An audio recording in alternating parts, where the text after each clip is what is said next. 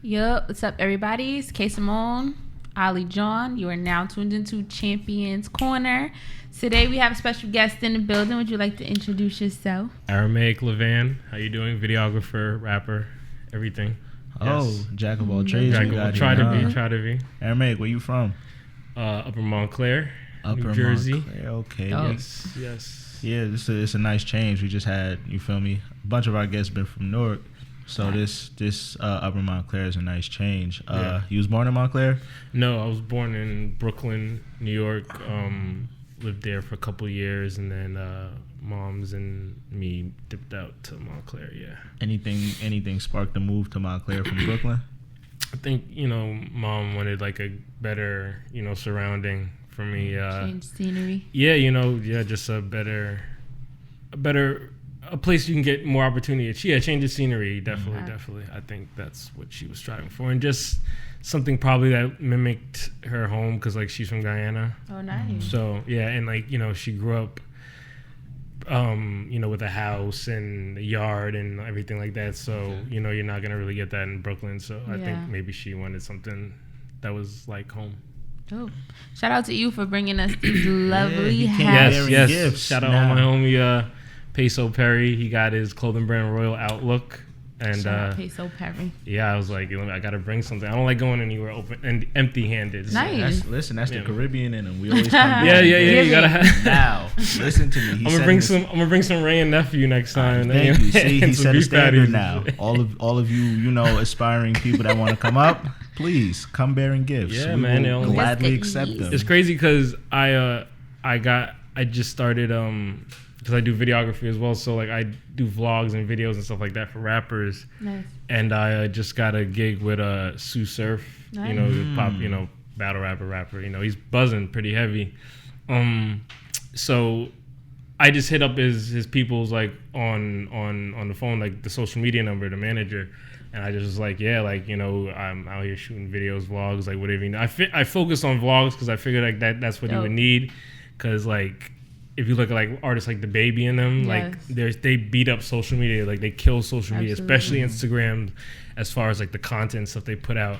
Mm-hmm. So I was like, I'm trying to be on that for Surf, like let's go. So they were like, come out to Stage 48 that same night. I called them like while I was at work, and they said come out to Stage 48. So I came out, but on my way there, like I smoking on the way there, and then. I was just thinking like, just some things to what I can do, angles and things like that. And then I always remembered, I stopped in the store for a roll up, and then I always remembered like he would always talk about like eating sour straws, like the candy. Mm-hmm. Like for some reason that came, I don't know why, you know what I'm saying? And I wanted some candy, so I was like, I'm gonna just buy 2 packs of sour straws. So it's funny. So fast forward when I seen him, like when we, he came through. Because he didn't know who I was, so the manager introduced me to him, and Surf. I was like, I'm a big fan. Whoop de whoop, cool. And we were walking to the Stage 48, the entrance, and he had a girl with him, bag. Everybody's like, oh, Surf. And then as he's walking in, I'm like, oh shit. I was like, oh yo, Surf. And he looks back, and I give him the pack of sour straws, and then he's like, yo, that's what's up. Good looks. And like, he was fucking with it, Right. He ate it during the night, shared it with his girl, all that type of stuff. No, for real. And that's how it just goes to, and then like at the end of the night, he was like, make sure you give homie the number, like basically things going well, because the manager was telling me like, he's very, careful with who he's around and things like that. So I guess he gained like a comfortability, just from that. And it just, the little things in doing your research before you like dive into things, it's very important, because that could have got me the gig, you know what I'm saying? And exactly. And he ended up getting in trouble, and now he's free. Welcome home, sir. By the way, he came home last night. Last night. So it's like, it's weird how things work out, So how'd you end up getting into videography? Well, like I'm an artist as well. Like I make music. I've always like been into music, bedroom rapper type shit, like having the studio set up and everything. Mm-hmm.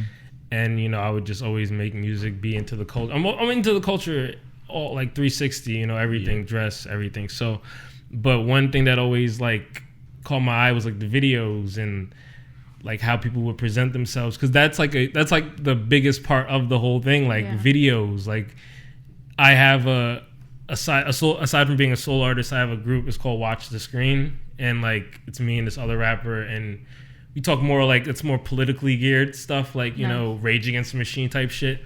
But it's like we all watching the screen. You know what I'm saying? Like video, and I just made the correlation: videos, hip hop.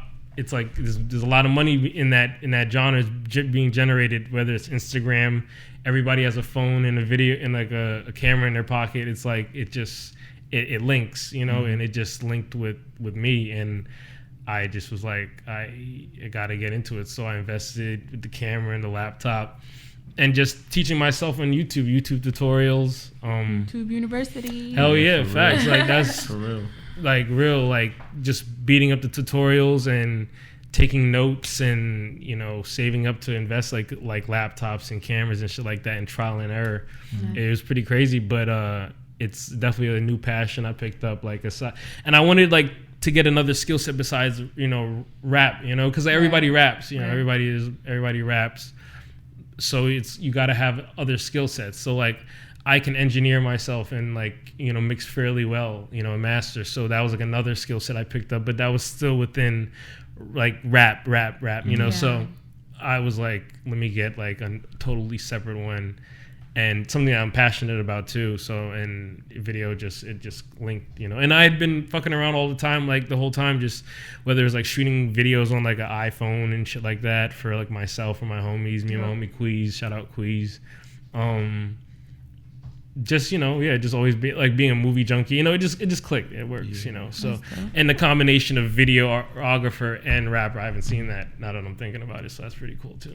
So I noticed that well, you talked about having something else with politics, and I was looking at your Instagram. Oh my god, today it was bad a couple days because I've been going crazy. It's okay though, because there's a lot going on in the world. I did want to give my condolences to the families that have lost their loved ones during these crazy ass mass shootings that we've just brought in. But I just wanted to ask you, with the video side and with politics, have you ever shot anything that will go hand in hand with the politics that you talk about?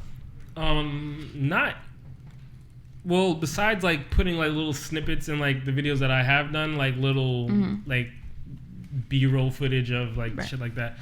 But no, nothing like concrete, only because like it's kind of new, but I definitely want to get into like I want to do I have something called Scythe Talk coming, basically just a short form discussion over like a blunt or like you know because most people drink drink or smoke or something like that, so like over a blunt or a drink, and just like whether it be in the car, I'll just set up like a little camera and just, you know, have topical discussions about those kind of things. So like, oh, you know, what do you think about what just happened, or what do you think about aliens, and like just weird French stuff, you know, just stuff that's you know, not on the mainstream, you know, just having 20-minute quick discussions. And I think like it's gonna have a lot of appeal because like the whole smoking over it thing. Absolutely. You know, and you gotta mix the candy with the medicine nowadays. Like you can't come too woke, you know, because you're gonna scare off your crowd. So you have to you know, make content that's gonna resonate with people. So absolutely, you know, I'll probably do something like, you know, what kind of weed we're smoking, what kind of rap we're smoking, and I'll have that in the Instagram and do it on Instagram Live or something like that. So that's one thing I want to do. And then another thing I want to do, like on street interviews too, like get a mic and the camera and do. I like those. Same type of thing. Like on the shout out to Shammy on the street. He's with Queen's Flip. You should check him out. Dude Shampoo, he's fucking hilarious. Like he was originally doing like a podcast thing, and like he developed a show called Shammy on the Street where he just, you know, has like fun in New York. He was in like Newark, downtown Newark, everywhere. So I want to do something similar, but like more, just a little less like, because he just has fun. Like he just talks total shit. Like, and I just want to make it slightly more serious, but while paying homage to him, of course. Absolutely. But just contributing to that, because I think on street interviews are very important. You know, when you see the news ones, like in the news, those are kind of fixed and doctored a lot, you know. So on street interviews are super important. Like an example of that would be how you see, like with the shootings, you see you always hear about when these things happen, there's more than one shooter, you know, there's more than one shooter, or things like, oh, it was a false flag and things like that, right? Mm-hmm. And I feel like a lot of those kind of theories would be, a lot of those things would be, a lot of those theories would be debunked or proven if you had more people like doing on the street, on scene, independent news kind of things, because that is kind of weird, like, diving into the whole like conspiracy, but that is weird, like, why is that? Like, there's always, they would say, oh, there was 3 shooters, but they only get 1 guy, and like, that shit is fucking crazy. It's never 3 shooters. What is going on, bro? But it's never 3 shooters, and I will be here till freaking my next birthday, which is in March, if I wanted to get into all that kind of stuff and kind of try to explain it and get to the bottom of it. But that's crazy. Who are your influences as a music artist?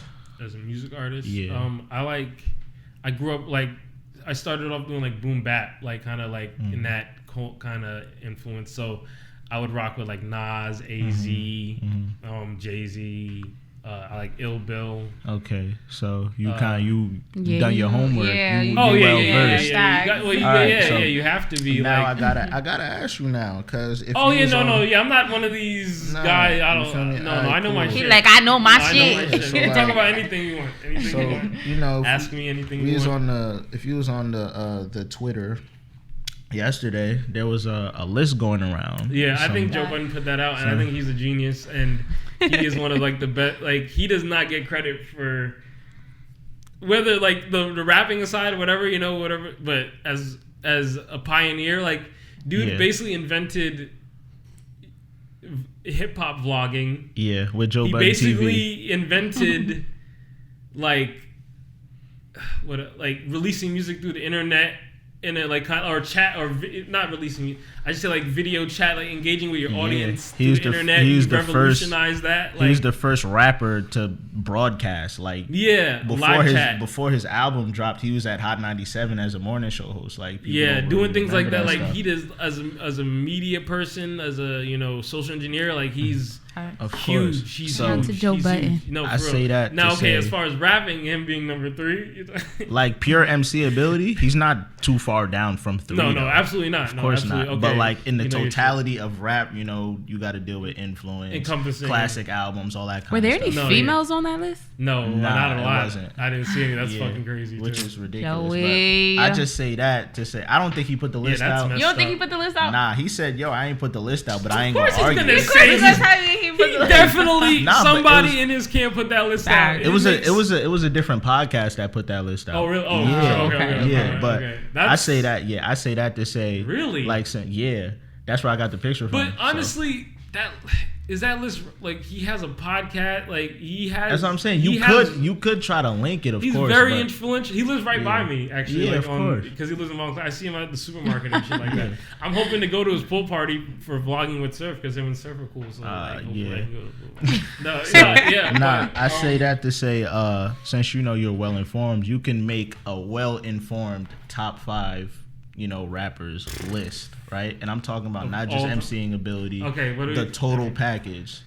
MCing ability, storytelling, influence, image, the total 5. Total 5. Definitely Jay-Z. That's one for sure. Okay, we're talking about everything. Definitely Jay-Z. It's not that easy, because it's about Snoop Dogg. I've never heard Snoop Dogg in the top 5. You have to though. Listen, when I was younger and I wanted to sneak out, whatever, and go to the city or whatever, and I had to make an excuse. You snuck out to go to the city? All right, But and I had to tell my West Indian, because my stepdad was Guyanese as well, and tell my Guyanese stepdad and mom trying to convince them where I was going. I could print out fake Snoop Dogg tickets like I did and tell them I'm going to a Snoop Dogg concert, and they'd be totally fine with it. It was so weird. Everybody knows Snoop Dogg. It was so weird. It was like, if I didn't say that, I probably wouldn't have been able to go. But I had to print out some fake Snoop, because like they always felt, I'm like, and they're like, oh yeah, Snoop Dogg, oh yeah, have fun. My mom calls him Doggy Dog. Like, oh, you going to see Doggy Dog? Go ahead. Yeah, so Snoop Dogg, he's super influential. Like, Snoop Dogg for that's fact, 2. And he's still rocking right now.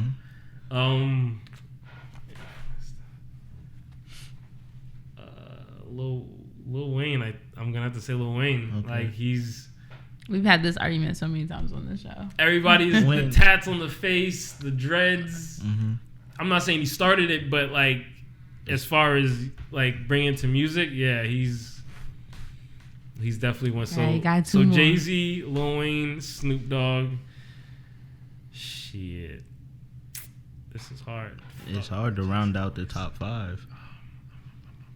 Only reason I have a top 5 is because I sat and thought about it extensively, like, and it was hard, but I came up with my 5.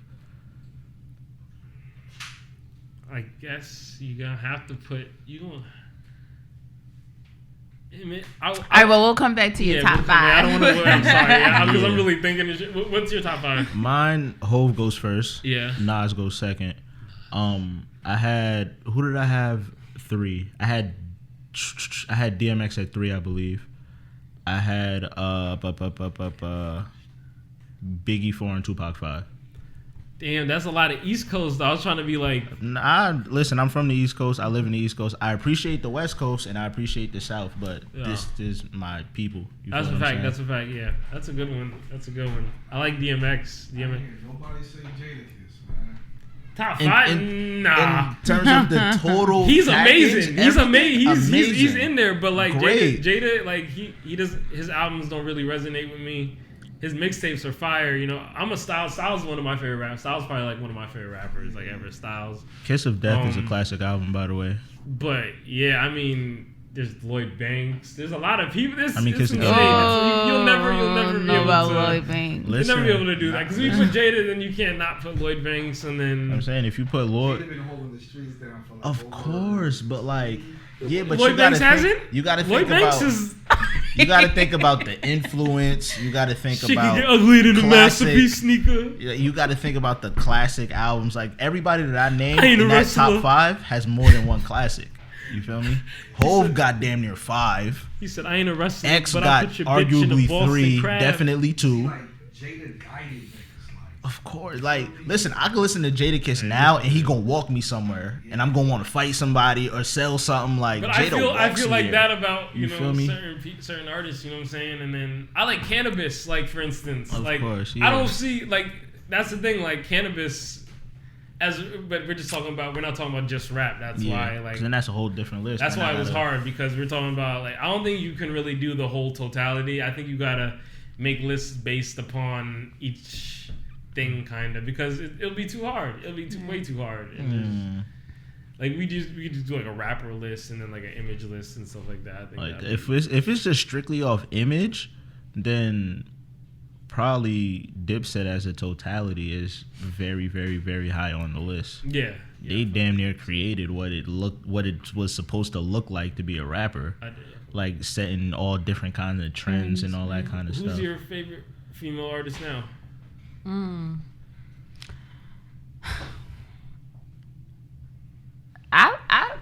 don't know. That's a hard one because I listen to everybody. Like I can't single not one person Meg? out. I'm a Meg Thee Stallion fan. We rocking with the Meg. City She Girls. should have went Love for Cardi with that feature for her new song. For Hot Girl Summer? Yeah. I think it would have been real dope if she snuck Nicki and Cardi both on it. That would be fire. If she snuck them both on it, that's what I would do, bro. Kind of like what controversy too. It's probably hard as fuck to do that. Because Cardi be having the lockdown on it. Like if Nicki on it, I ain't touching it. So she probably want to go that route. But I would try to do that. I would try to broker some collab with them. Like I would offer him. Because I really think that just if Nicki and Cardi make a record hit. together, that's an instant hit. I'd offer him a $1 cash. I show up to her crib like, listen, I got $1 million cash right now. Please give me a feature. Yeah, like that's with Nicki. To her career. nah. Yeah. Then she going. You know what I mean? Because at this point in her career, the competition is driving her. Of course, and at this point in Cardi's career, this is no disrespect to Nicki. She's a legend in the game. She would be doing Nicki a favor if she put Nicki on the song. Mm-hmm. At this point, at this present time, she would be doing Nicki a favor. Extra paycheck. Now, not too crazy. I mean, get her back into the mix to where like Nicki could drop an album right after that and go super facts. fast. Nicki. Because Nicki last joint, like if this was old Nicki, that last album she just put out would have went platinum already, double, maybe triple. she don't got the same kind of buzz. Because we need Safari back. That's what I've been trying to tell people. That's what I've been trying to tell people. Like, Safari Pen was real underrated. Like, I'm saying Safari Pen was real underrated. Not saying that. For sure. Not saying that he wrote all of her raps, because I'll never disrespect Nicki like that. She can rap and she can write. Definitely. But both of them together, undefeated. Nasty. They had one of the longest runs ever. Like, you can't just separate them two like that. What do you think is Jersey's like problem? Is everybody's like, oh, Jersey doesn't work. Why isn't Jersey on? I'm sick of that conversation. Yeah, of course, people gonna say okay, I'll just dip you. I'm sure. No, not like that. It's an important conversation to have. Right, yeah. Right. People gonna say the cliche, you know. I mean, it's not cliche because it's true. Like, yo, Jersey can't stick together. Jersey can't stick together. I think I know the problem. The problem is, in Jersey, it's always bad business going down. It's always bad business going around. Yeah, it's being a videographer. I'm learning that now. It's always bad business. It's always, you know, people are late with things. People don't put out good product. It's just all of the business. The background behind the business is all messed up. That's why Jersey really isn't anywhere, because it's hard to support somebody if they not on point with their things. Right. It's hard. That's just anywhere. I think everyone as collectives to just be better at the brand, at the business side of what we're trying to do as a whole, because it's important. It's important. Very. That's how we're gonna get our connects together. If I know that you're really about your shit, I'll have no problem supporting you. Reliable. Because now, if you're reliable and I know you provide good service, I can link you with somebody, and now I don't got to worry about my name being tarnished with you doing bad service. I agree. No, I think what it is. I agree with that, because like quality is definitely important, and like forming a brand like you can trust. And I think also like just lack of wanting to work too. I think is like a laziness issue. Actually, like weirdly enough, like I don't in it place like Atlanta and shit like that. Basically, I haven't been like on the ground floor, but what I hear of and what I see and things like that, they're like working together. Like they are always working. It's a working environment. I don't think Jersey really has a working environment as far as music goes. You know, it's like. It's like there's no joy in the process of the recording process. Does that make sense? Yeah. Like over there, the recording process, it's a thing. Like we're gonna get some people. Like it's a community event almost kind of thing. Like you know, that's why, and they believe in bringing each other up. You know, that's why you have a constant flow of artists from there. I think like if we get like more of like a working environment, enjoying the work, I feel like it's more of it's a job here, you know. It's like, oh, I gotta hit the stew, you know. It's a vibe, you know. They get lost in the creative process. That's why their shit is so creative, because they're in there. They're chilling. They got their homies in there, everybody smoking, chilling, you know, and that it creates that good music, that carefree vibe, and I think that's really what it's like. That's what missing. It's all about. Last point, because we kind of running out of time here, but like. What you said is just a vibe. Like I feel like people in Jersey don't really do things off the muscle no more. They don't do nothing off the strength. Like in Atlanta, like for example, Metro Boomin will have the studio, right? And say 21 Savage are coming in the studio. They have a good relationship. So whether he's paying for studio time or not, he's in there. 21 Savage could pull up a little dude. Actually, let me use a better example. That's a true example. Young Thug is always there. Young Thug is always in the studio. He's probably with Metro Boomin, right? Yeah. He'll pull somebody up like Lil Keyy, and it's Young Thug session. He'll bring Keyy up there like, yo, Keyy, don't even worry about paying for this. All of this is on me. Just go in there. However, you could spend the entire night here. You could spend a week straight in here. Just do what you got to do. Exactly. And then a whole bunch of other rappers come into the studio. They meet each other. They mesh so that's well. That's unheard of here. Yeah, facts. That type of shit is unheard of. That's exactly what it is. Yeah, but I just want to plug my project. Go ahead. So it's called 4 Hours. It's on Bandcamp. You can go to ARAMAICLAVAN.bandcamp.com. Or just type in Aramaiclavan in Google, and it should come up. It's only $3 on Bandcamp, and I made it in like 4 hours, 4 tracks. I was just chilling in bed, talking about like off the strength and just off the impulse, chilling in bed one night, 3 a.m. Just got the impulse, like someone hit me, was like, just make a project. Someone hit me like literally, so I got up, did the project, 4 tracks, real quick, 4 hours. Made the album art right there, put it on Bandcamp, which I've been messing with since like 2012. Artists got to put your stuff on Bandcamp, definitely, because that's how you get paid for your music. Streaming is robbery, unless you get millions of plays, and even then, it's still crazy robbery. Like, you know, I made like almost maybe $1,700, you know, just putting up there for $3 a pop and $3 or more, and just promoting the link. And Bandcamp is awesome, goes right to your pocket. Audio dope. So check that out. 4 hours. And thank you guys for having me. I appreciate you for We're gonna coming give up out here, your man. social media before we head on out, so people know where to find you. Instagram at ARAMAICLAVAN, Aramaiclavan, or at Watch the Screen #2, or Watch the Screen. Those are the videography and photography pages. Hit me up. First video 150. Other than that, it's like 300 from there, around there. So yeah. Nice. Dope. Keep working. Thank you. Happy to see. Yes. Appreciate you. We always working over here, man. Thank you guys for tuning in to Champions Corner. We'll see you guys next week. We are out.